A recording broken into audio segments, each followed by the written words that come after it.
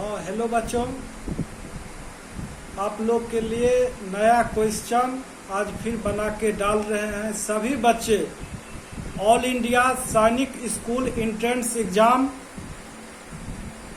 राष्ट्रीय military school, central Hindu school Varanasi और सिमुलतला आवासीय विद्यालय जमुई जिला बिहार, रामकृष्ण मिशन, इस सभी कॉम्पिटिटिव जो 6 क्लास और 9 क्लास के बच्चों के लिए सभी बच्चे घर पर रहकर मेहनत करेंगे और अपना तैयारी हम क्वेश्चन आप लोग के लिए दे रहे हैं और सभी बच्चे अपना अपना बुक को अध्ययन करेंगे। जो भी बच्चे 5 क्लास पास हैं वो बच्चे 6 क्लास के लिए फॉर्म भरेंगे और जो बच्चे 8 क्लास पास हैं वो 9 क्लास के लिए एडमिशन के लिए फॉर्म भरेंगे।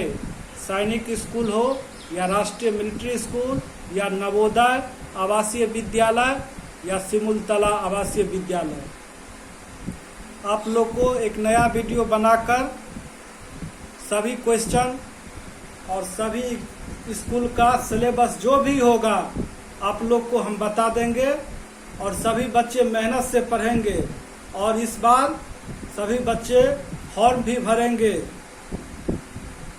और आज आप लोग के लिए एक नया एरिया से नया क्वेश्चन लेकर आए हैं, जिसमें से बहुत सारा क्वेश्चन आप लोग को अपलोड कर भी दिया गया है, जिसमें से अभी तक हम डाले हैं सिंधु घाटी की सभ्यता, इंडस वैली सिविलाइजेशन, और सिंधु घाटी सभ्यता के पतन के बाद यानी कि 7000 ईसा पूर्व में बालूचिस्तान के मेहरगढ़ से जिस सभ्यता का विकास होना शुरू हुआ, देवमरासी गुंडे मुंडिका खराना गुंडे पेरियानो गुंडे मुगल गुंडे डाबरकोट चांगुदारो मोहनजोदड़ो जैसे न बल्कि संपूर्ण भारतीय उपमहाद्वीप में, भारतीय उपमहाद्वीप मतलब भारत, पाकिस्तान, नेपाल, बांग्लादेश और भूटान, संपूर्ण भारतीय उपमहाद्वीप में एक छत्र साम्राज्य स्थापित करने का श्रेय 4000 ईसा पूर्व आते आते राजस्थान के गंगानगर जिले के कालीबंगन क्षेत्र में जिस सभ्यता, समाज और संस्कृति का गठन हुआ उसे सिंधु सभ्यता, सैंधव सभ्यता और सिंधु घाटी की सभ्यता, और जो सबसे उपयुक्त नाम उसे है उसे हड़प्पा सभ्यता के नाम से जाना जाता है, जो कि ये ह से हड़प्पा, र से रावी नदी के तट पर स्थित है, जो कि र से रावी नदी का प्राचीन नाम पुरुषनी नदी के नाम से भी जाना जाता है। इस प्रकार सिंधु घाटी सभ्यता जो 2350 से 1750 बीसी तक चला, और सिंधु घाटी सभ्यता के पतन के बाद आर्यों के द्वारा निर्मित की गई सभ्यता को आर्यन सभ्यता कहते हैं।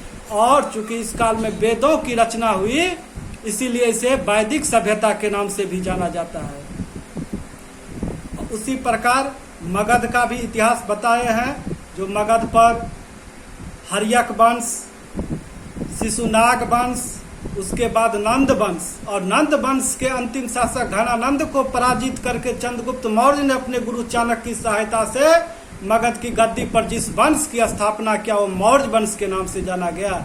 और इसी मौर्य वंश के बाद मौर्य के अंतिम सेनापति बृहद्रथ की हत्या करके उसके सेनापति पुष्यमित्र ने मगध की गद्दी पर जिस नया वंश की स्थापना किया शुंग वंश के नाम से जाना गया। और इसी शुंग वंश का क्वेश्चन आज आप लोग की तैयारी कराने के लिए लाए हैं। और सभी बच्चे ऑल इंडिया सैनिक school entrance exam, central Hindu school Varanasi और राष्ट्रीय मिलिट्री स्कूल सभी बच्चे तैयारी करेंगे। रामकृष्ण परमहंस स्कूल और जितना भी जूनियर क्लास के बच्चे हो और सीनियर क्लास के बच्चे भी, बहुत सारा एग्जाम आपको केंद्र सरकार का और बिहार सरकार का भी आने वाला है, जिसमें से central higher secondary level CHSL का एग्जाम हो या SSC का एग्जाम हो, इंटर लेवल और ग्रेजुएट लेवल, और बिहार में भी दरोगा का मेंस एग्जाम होने वाला है और इंटर लेवल का BSSC का एग्जाम होने वाला है मेंस का, और 3rd CGL combined graduate level Bihar SSC बहुत जल्द लेने वाला है। आप लोग घर पर रहकर जूनियर और सीनियर सभी क्लास के बच्चे तैयारी करेंगे और 66वां बीपीएससी का भी एग्जाम होने वाले हैं। जितने भी बच्चे होंगे सभी घर में बैठकर लॉकडाउन की स्थिति में मेहनत करेंगे। हमसे जितना होगा उतना क्वेश्चन आप लोग के लिए तैयार करके हम लोड करेंगे और इस क्वेश्चन को पढ़ने के बाद सभी बच्चे अपना अपना किताब खोल के पढ़ेंगे। आज आप लोग के लिए लाए हैं शुंग राजवंश, यानी कि उसी मगध पर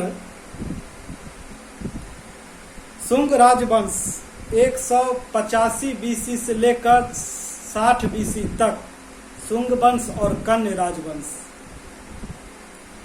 तो पहला पॉइंट, पुष्यमित्र शुंग ने 185 ईस्वी में 185 ईसा पूर्व में अंतिम मौर्य शासक बृहद्रथ की हत्या करके शुंग राजवंश की स्थापना किया।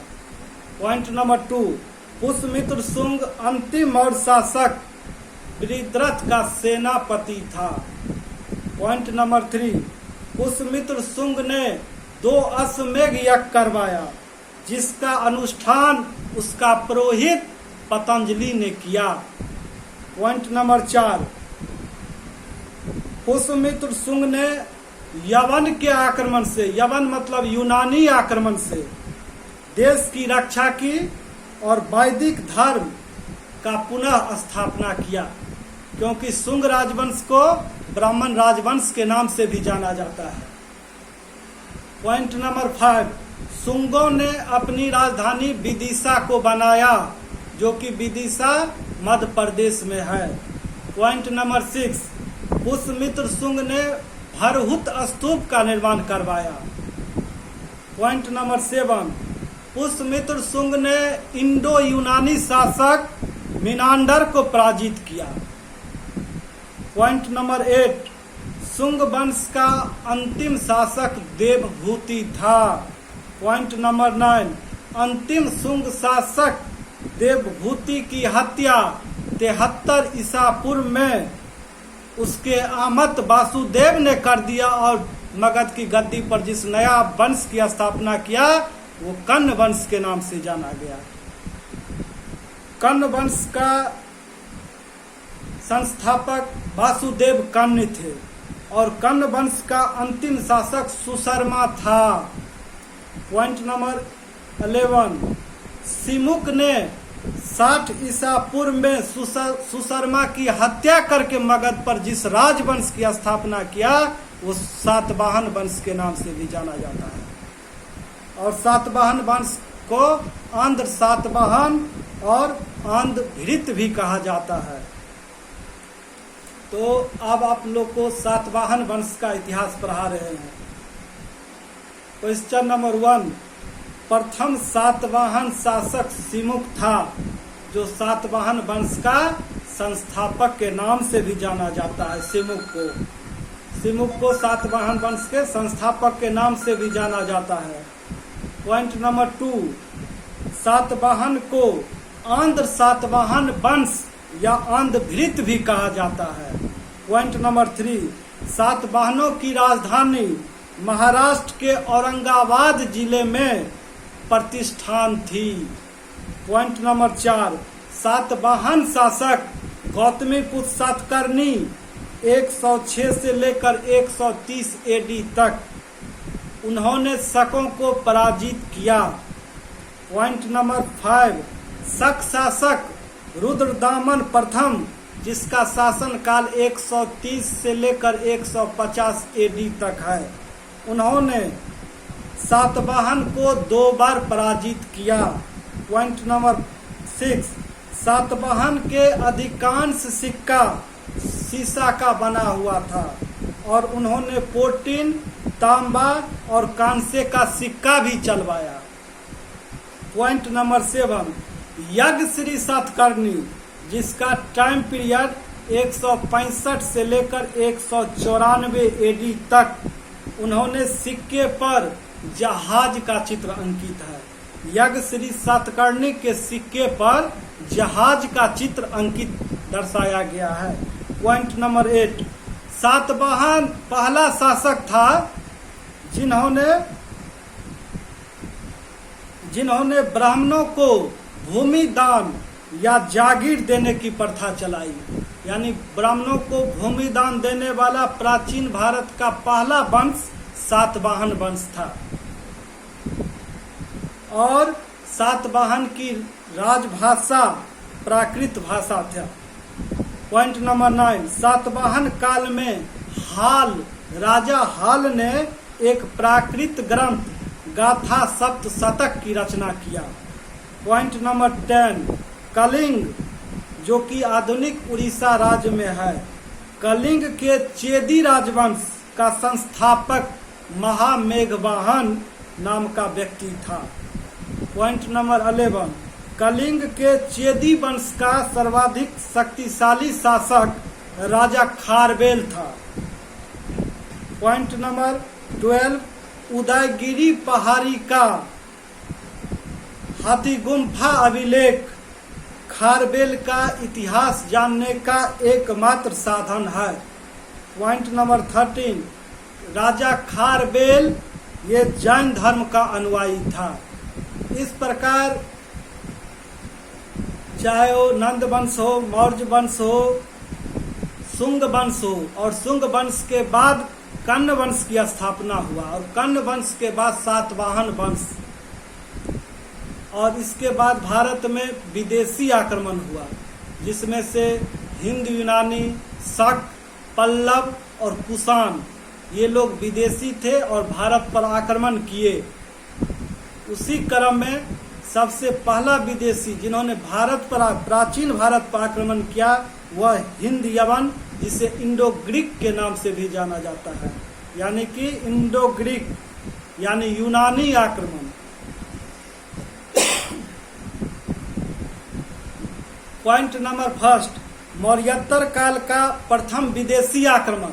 मौर्योत्तर काल पोस्ट मौर्यन पीरियड हम बता रहे हैं, पोस्ट मौर्यन पीरियड का घटना, यानी कि मौर्योत्तर काल का प्रथम विदेशी आक्रमण हिंद यूनानी, जिसे हम बैक्टीरियन ग्रीक के नाम से भी जाना जाता है। हिंद यूनानी को बैक्टीरियन ग्रीक के नाम से भी जाना जाता है। पॉइंट नंबर 2, बैक्टीरिया के यवन शासक डेमीट्रियस ने 190 ईसा पूर्व में सर्वप्रथम भारत पर आक्रमण किया। पॉइंट नंबर 3, डेमीट्रियस ने अफगानिस्तान, पंजाब एवं सिंध के बड़े हिस्सों पर कब्जा कर लिया।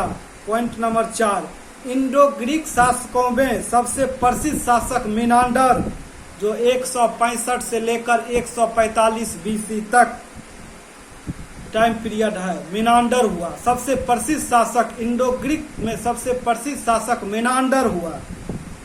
पॉइंट नंबर 5, मिनांडर को मिलिंद के नाम से भी जाना जाता है। पॉइंट नंबर 6, मिनांडर की राजधानी पंजाब के साकल में था। पंजाब के साकल, जिसका आधुनिक नाम सियालकोट के नाम से भी जाना जाता है। पॉइंट नंबर 7, नागसेन ने मिनांडर को बौद्ध धर्म में दीक्षित किया। याद रखिएगा, नागसेन ने। पॉइंट नंबर 8, मिलिंद पन्हो एक पुस्तक का नाम है, उसमें नागसेन से मिनांडर द्वारा पूछे गए प्रश्न का उत्तर संकलित किया गया है। पॉइंट नंबर 9, इंडो ग्रीक शासक ने ही सर्वप्रथम भारत में सोने का सिक्का जारी किया। पॉइंट नंबर 10, हिंद यूनानियों के सर्वप्रथम शासकों के नाम वाले लेख युक्त सिक्का मिला है। पॉइंट नंबर 11, भारतीय नाटकों मतलब रंगमंच पर पर्दा प्रथा यूनानियों की देन है और रंगमंच में पर्दा का प्रयोग यवनिका के नाम से जाना गया। उसके बाद इंडो ग्रीक के बाद भारत पर शक आक्रमण करता है। पॉइंट 1, यूनानियों के बाद शक भारत आए और वे अपने को क्षत्रप कहते थे। पॉइंट नंबर 2, प्रारंभिक शक शासकों में मेउस का नाम सर्वप्रमुख है, उसकी राजधानी तक्षशिला थी। मेउस का नाम सर्वप्रथम है और उसका राजधानी तक्षशिला थी। तक्षशिला थी।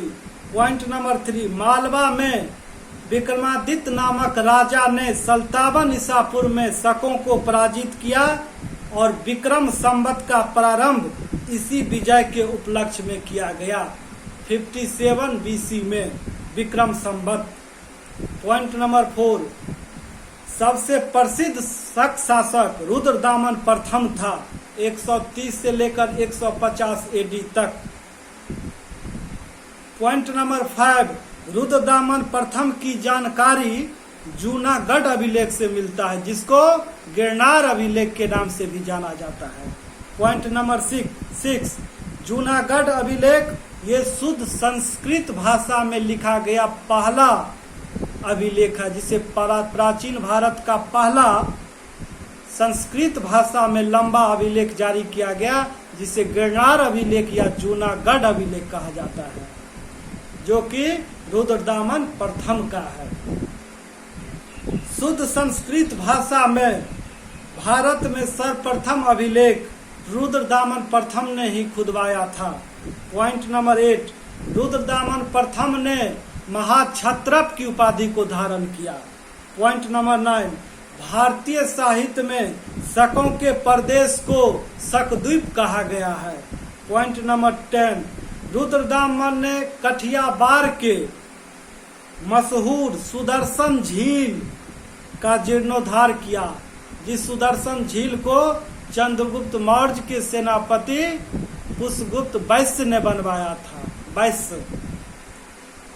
पॉइंट नंबर 11, रुद्रदामन प्रथम के समय उज्जैन ये शिक्षा का प्रमुख केंद्र बन गया था।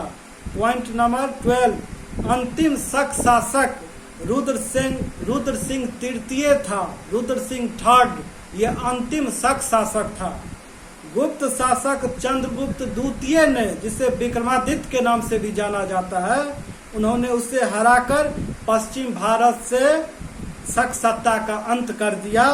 इसीलिए चंद्रगुप्त द्वितीय को शकारी के नाम से भी जाना जाता है, क्योंकि शक का अंतिम रूप से उन्मूलन कर दिया। शकों के बाद पार्थिया मतलब ईरानी, जिसे पल्लव के नाम से भी जाना जाता है या पार्थियाई के नाम से भी जाना जाता है, उन्होंने आक्रमण किया।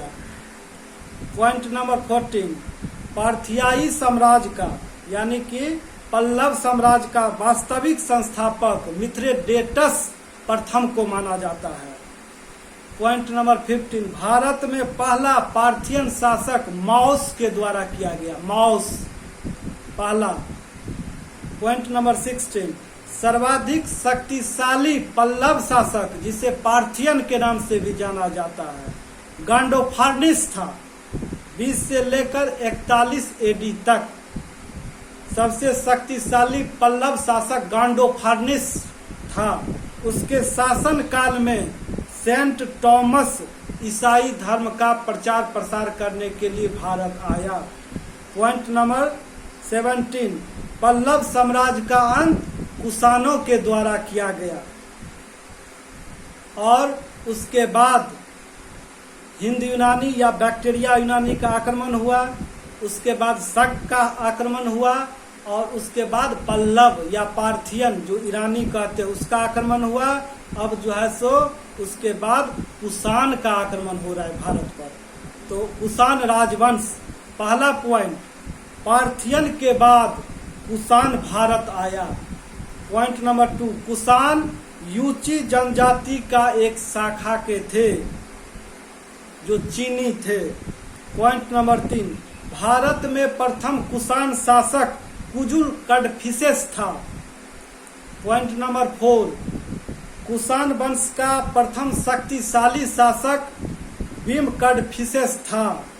पॉइंट नंबर 5, भीम कडफिसेस के बड़ी संख्या में सोना का सिक्का जारी किया। पॉइंट नंबर 6, भीम कडफिसेस के सिक्के पर शिव, नंदी और त्रिशूल का चित्र अंकित किया गया है।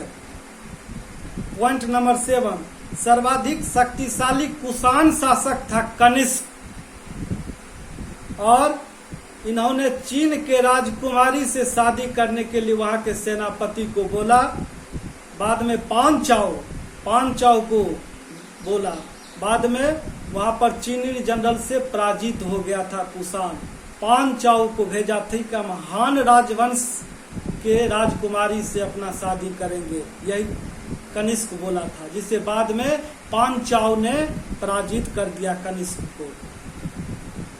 कनिष्क जिसका टाइम पीरियड 78 से लेकर 102 एडी तक है।